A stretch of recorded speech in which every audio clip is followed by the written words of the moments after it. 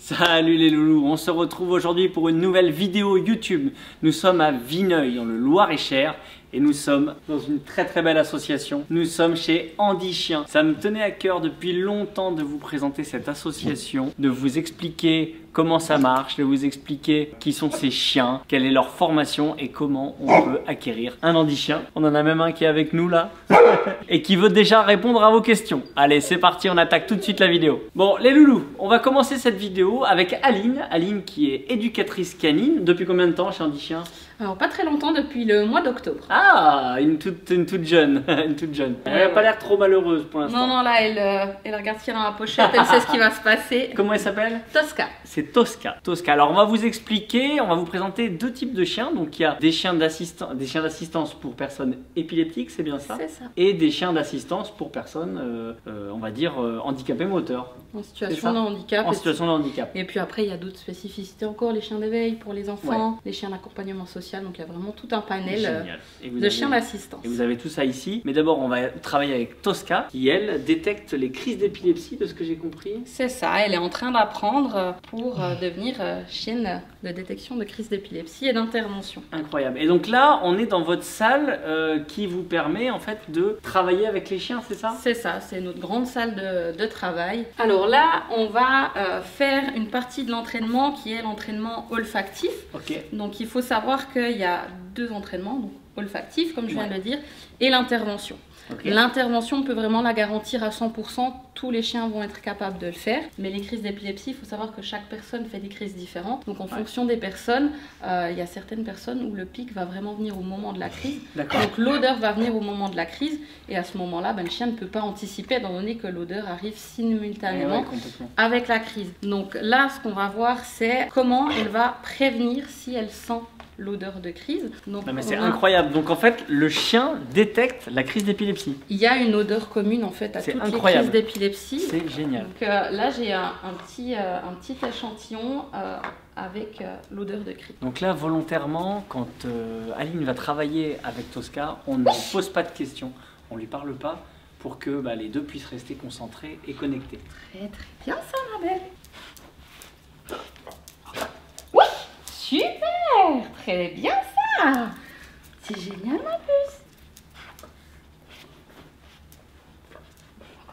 Oui! Très bien! Bravo! Donc là en fait ce que je fais c'est que je lui fais sentir l'odeur et ensuite elle fait ce qu'on appelle poker, venir appuyer sur la jambe. D'accord. Donc là ça va être le signal pour la personne quand le chien vient appuyer plusieurs fois sur sa jambe de se dire ok, potentiellement je vais faire une crise d'épilepsie, je vais me mettre en sécurité, je vais m'asseoir pour éviter de chuter. Ce que je fais, c'est que je récompense devant la capsule pour vraiment qu'elle assimile l'odeur, me donne une récompense et que cette odeur devienne vraiment quelque chose de super. Et c'est un jeu pour le chien en fait.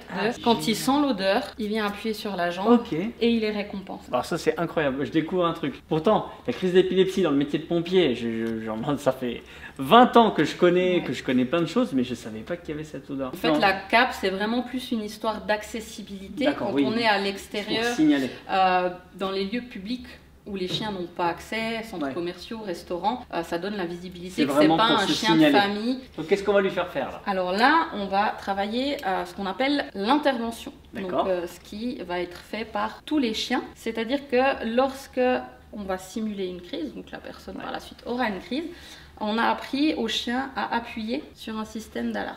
Ce qui permet en fonction du système de sonner dans la maison, d'envoyer des notifications et ça permet à l'entourage d'intervenir au besoin et ça donne comme ça de la sécurité de nouveau et aussi une certaine autonomie à la personne. Donc là moi je vais simuler une crise, donc je vais faire une chute et elle va venir appuyer sur le buzzer. La deuxième chose qu'elle va faire, qui n'est pas encore totalement acquis, c'est venir ce qu'on appelle faire un blotti. Elle va poser sa tête sur mon ventre et ça peut aider la personne en crise à revenir à elle, à sentir une présence.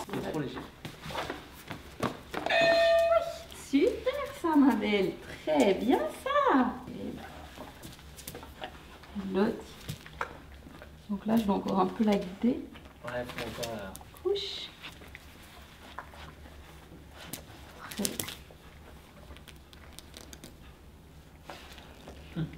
Oui, super. Bravo. par la suite, on fait de plus en plus long et le chien fait l'enchaînement tout seul d'aller appuyer sans qu'il soit guidé. Mais là, on est encore au début de l'apprentissage. Dans l'association, vous le récupérez à quel âge à peu près? Donc là, ils sont en famille d'accueil depuis leurs 2 mois, dès qu'ils quittent l'élevage. 2 mois, ouais. Et puis, ils vont être en famille d'accueil jusqu'à environ 18 mois. Okay. Donc c'est l'âge auquel ils rentrent au centre, avoir une formation qui dure environ 6 mois. Seulement 6 mois. Mais par contre, dans les familles d'accueil, déjà, ils acquièrent un peu les ordres et autres, j'imagine. Alors on leur demande surtout que le chien ait les bons comportements, c'est-à-dire un bon chien de famille qui ne va pas faire des bêtises dans la maison, qui va se promener en marchant avec une laisse détendue, pas aboyer sur les congénères. Et effectivement quand même déjà un certain nombre de commandes. Mais on n'a pas encore leur spécificité. Donc ils vont vraiment avoir un tronc commun si on veut. C'est ça. Et c'est à l'entrée au centre où nous, pendant 1 mois à peu près, on les évalue. Et c'est là qu'on regarde en fonction de leurs aptitudes dans quelle branche ils vont être orientés. Les races de chiens qu'on retrouve le plus souvent en chien d'assistance, alors là c'est Labrador et Golden. Vous allez voir principalement, c'est des chiens qui font bonne publicité. On pourrait faire d'autres races, notamment les molosses, ils ont un aspect quand même au niveau du public. Si on veut les faire rentrer dans les magasins, ça serait plus compliqué. Bien sûr, c'est ça. Et le but c'est créer du lien, pas mettre de la distance avec les gens. C'est des chiens qui apprennent vite, facilement, et puis ils ont quand même une bonne santé, ils ne demandent pas trop d'entretien non plus. Et du coup, on est d'accord que c'est pas la personne handicapée qui choisit son chien, ça se fait mutuellement, et c'est vous surtout qui dites voilà, ce chien est plus adapté à vous que celui-là. Exactement. Ou il y a un ordre de préférence quand même? Alors on va principalement regarder les besoins de la personne, les besoins du chien, et il va falloir que le binôme fonctionne, mais c'est pas j'aimerais un labrador noir, de préférence un mâle, et on va chercher sur des caractères physiques. C'est vraiment au niveau du caractère. Et parfois il arrive aussi que sur papier ça fonctionne, mais en vrai il n'y a pas d'affinité. Il n'y a pas d'affinité. Donc on va vraiment prendre tout ce processus en compte pour vraiment créer un binôme. Bon alors regardez ça, vous savez comment c'est galère pour ouvrir la porte quand on est en fauteuil. Regardez tout ce qu'elle sait faire. Tosca, on y va? Tac.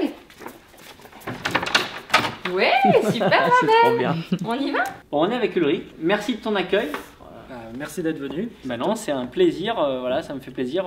Si on tourne cette vidéo, c'est grâce à toi qui a accepté notre venue. Moi, j'avais quand même quelques questions, en plus des questions que je peux poser à Aline. Déjà, dans un premier temps, l'association Andy Chien, comment ça fonctionne? Et d'où viennent les financements? Parce que ça coûte cher tout ça. Alors, Andy Chien, déjà pour revenir un peu sur les bases, donc créé en 1989. Donc on est une association de loi 1901 à but non lucratif. Notre travail, notre cœur de métier, c'est l'éducation, vous avez pu le voir, de chiens d'assistance et surtout de remettre ces chiens gratuitement aux personnes qui en ont besoin. Gratuitement, c'est important. Voilà, c'est ça qui est très important. Donc comment on fonctionne? Voilà, parce qu'un chien n'est pas gratuit, au final il revient à l'association à 17 500 €. Un chien, ça coûte 17 500 €. Voilà. Donc 2 ans d'éducation, donc ça comprend tous les frais liés au chien, les bâtiments, les frais des bénévoles, tout est séparé vis-à-vis du chien. Donc 17 500 €, et nous, une de mes missions de mon travail, c'est aussi de trouver des financements. Forcément. Donc subventions, dons, mécénat d'entreprise. On essaye d'aller toquer aux portes, de sensibiliser les gens à notre cause pour pouvoir récolter des fonds et continuer notre belle mission. D'ailleurs, je te coupe, je mettrai les coordonnées de l'association dans la description de la vidéo, donc surtout n'hésitez pas à faire tourner, et si vous voulez participer, n'hésitez pas, je vous mets tout dans la description, vous pourrez faire des dons et autres. Et il faut savoir quand même qu'on remet à peu près 150 chiens au niveau national à l'année. Ah bon, on est en millions. Voilà. Donc là on est en millions là quand même. Il faut savoir que malheureusement à l'heure actuelle, les gens quand ils font une demande de chien, on est à peu près sur 2 à 3 ans d'attente. Ah ouais. Le temps de formation déjà. Le temps de formation et puis le temps de faire le bon binôme, le bon chien, trouver le bon chien pour la bonne personne. Bon, regardez ça, dans le centre, on est sur alors c'est pas un appartement témoin, mais c'est un appartement pour que le chien puisse être dans un environnement comme à la maison, et comme ça on peut lui apprendre à faire plein de choses. Alors, regardez, on a le lit, on a la cuisine. Aline nous disait que le chien peut faire le repassage. Non, c'est pas ça. C'est pas ça. Mais sans vapeur uniquement. Non, mais par contre, le chien, on peut lui apprendre, par exemple, à ouvrir la porte du lave-linge. Comme la porte d'entrée avant, en fait, c'est le même principe qu'une corde. Et pourquoi pas même sortir le linge. Bon, ce que disait, il y a peut-être un peu de bave qui va se glisser sur le linge propre, mais bon, il serait en capacité de sortir le linge de la machine. Je trouve ça incroyable, c'est génial. Bon, et là, qu'est-ce que tu vas nous montrer? Donc là, on est de nouveau sur la partie olfaction. Il y a des cônes qui sont neutres. Et les deux cônes de gauche, il n'y a aucune odeur dedans. On a ce qu'on appelle un échantillon hors crise. Okay. Donc en fait, ça va être simplement l'odeur de la personne. D'accord. Et le dernier cône qui est le cône noir, c'est un cône crise. Donc c'est la même personne, que ce soit l'échantillon hors crise ou crise, sauf que là c'est un échantillon qui a été pris juste après une crise d'épilepsie. Ce qui est vraiment important, c'est que le chien différencie l'odeur de la personne sans crise et l'odeur de la personne avec crise. Tosca, attends ma belle, ouais, t'es prête, je sais. Elle a déjà envie de bosser. Tosca, fini, check. Ça sent rien, là ça sent rien. Là, ça sent là elle est encore en train d'apprendre, elle bloque un petit peu, donc je l'aide à passer au cône suivant. Oui, super ça. Elle a plus marqué sur le dernier, du coup, où il y a l'odeur de la crise. Voilà. Ça. Et là, je la redirige parce que pour elle, c'est le début. Alors, elle n'a pas encore tout à fait compris la différence entre les deux. Hors crise, elle doute un peu. Donc moi, je l'aide à passer au suivant. Tosca, fini, check.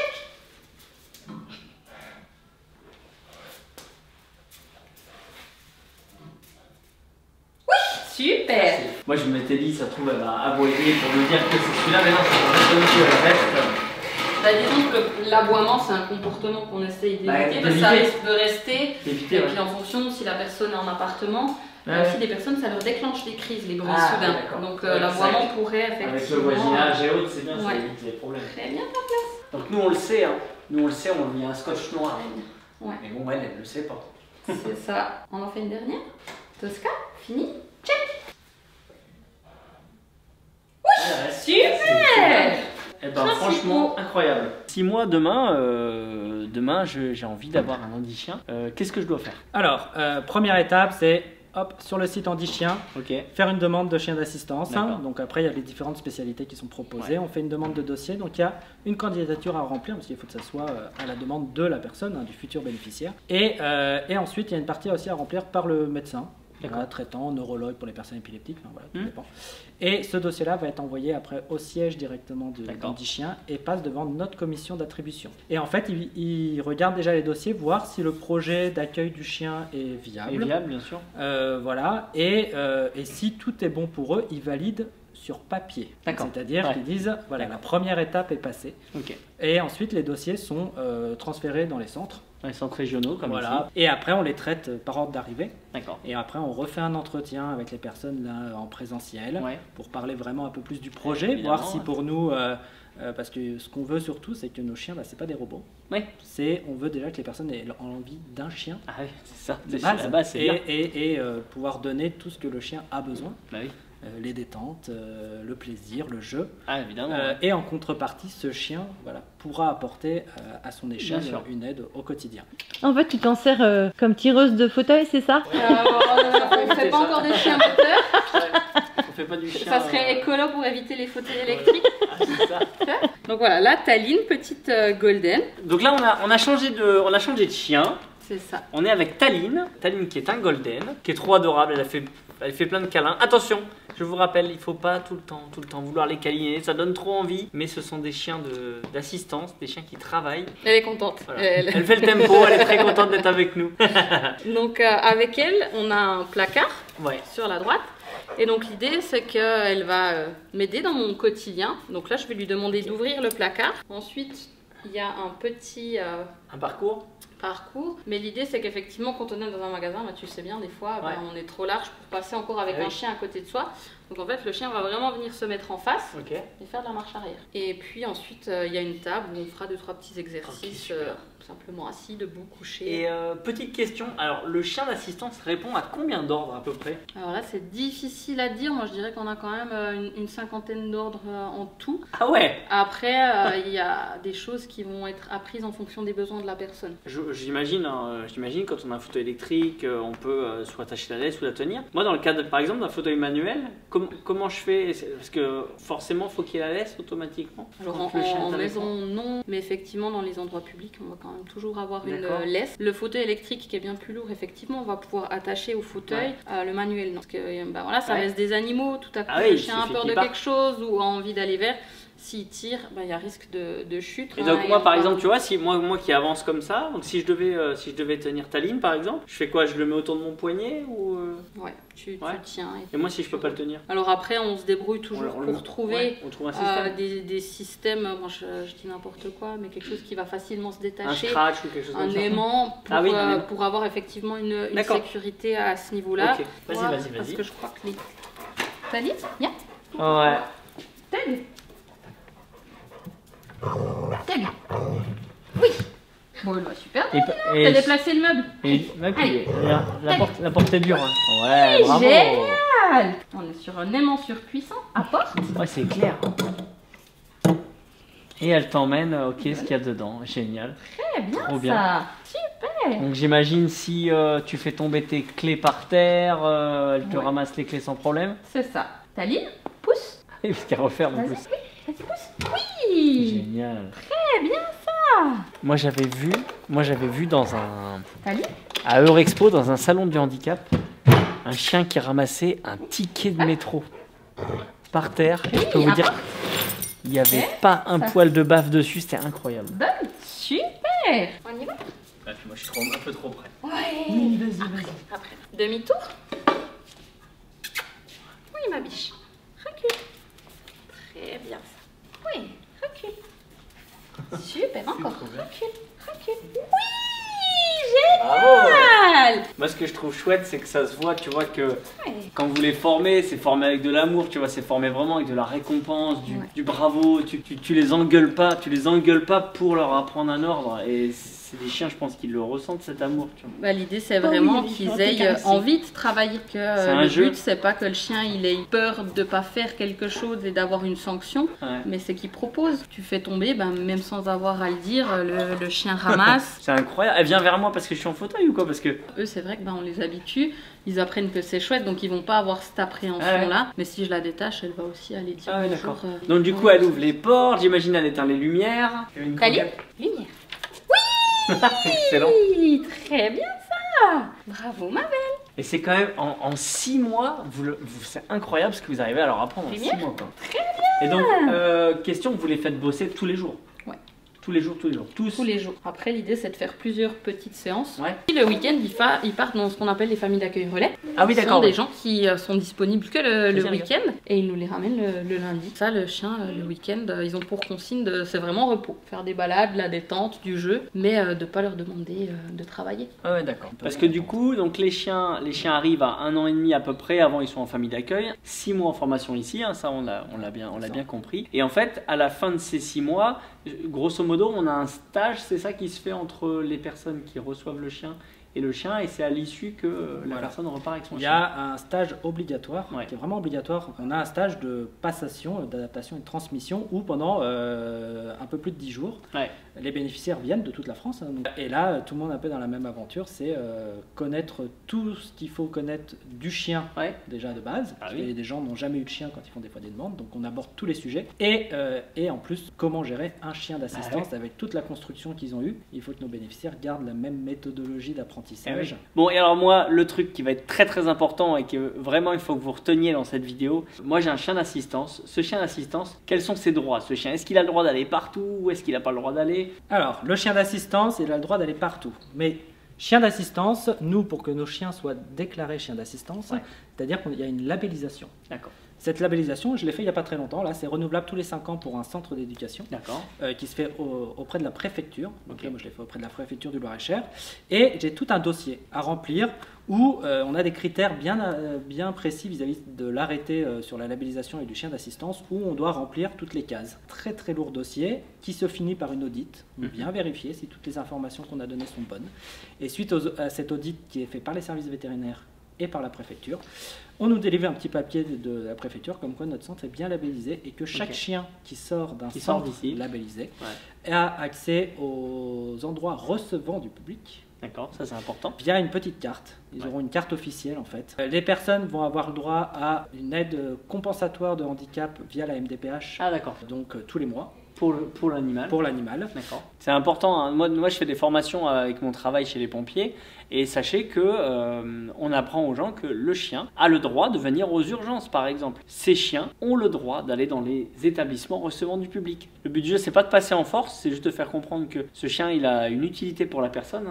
Le chien, on l'emmène pas pour le plaisir d'emmener le chien, non, c'est qu'il a une utilité pour la personne aussi, et qu'ils ont un besoin en plus d'être ensemble, je pense. Alors je vais monter sur la table. Bah, tu peux lui dire monte. Ah, tu veux que je lui dise monte? Bah, Taline, monte.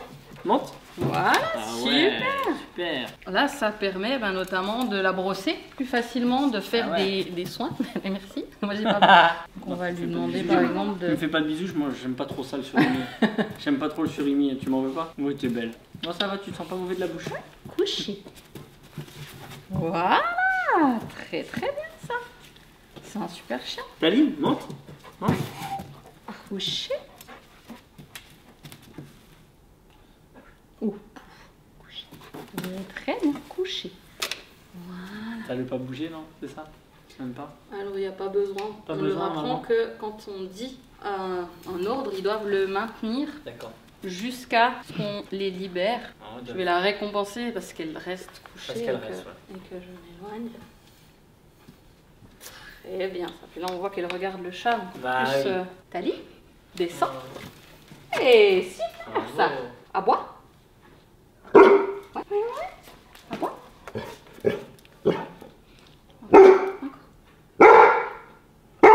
Oui, super. Pour attirer l'attention aussi en fonction si on a besoin d'aide. Est-ce que tu peux nous expliquer un petit peu tout ce matériel, là, tout ce qu'il y a dans cette salle en gros? Alors ça, nous on a pareil dans les centres de rééducation pour apprendre à ouvrir les portes.